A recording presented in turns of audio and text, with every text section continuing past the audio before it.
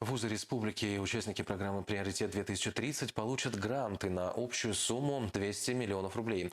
Указ об этом подписал глава Башкортостана. Средства пойдут на реализацию программы развития, проведение научных исследований и развитие инфраструктуры образовательных учреждений. Кроме того, 200 молодых ученых получат возможность пройти стажировку в лучших учебных заведениях России и зарубежья. Также предусмотрены меры поддержки на улучшение жилищных условий.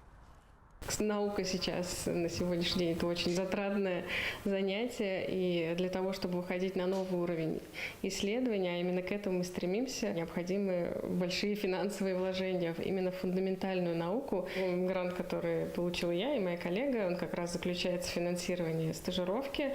Это на самом деле очень важно, потому что очень важно вообще повышать академическую мобильность ученых, да, для того, чтобы мы видели, что делается в мире, как это делается. И конкретная цель нашей стажировки сейчас в медицинскую школу Ганновера в Германии – это освоение новых методов. Очень важно то, что, наверное, университеты будут сами решать, как это пускать в развитие, во что вкладываться.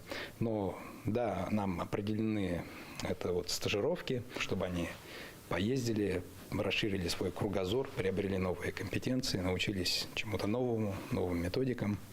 И, наверное, мы закупим новое оборудование, на котором они смогут эффективно работать и получать научные результаты.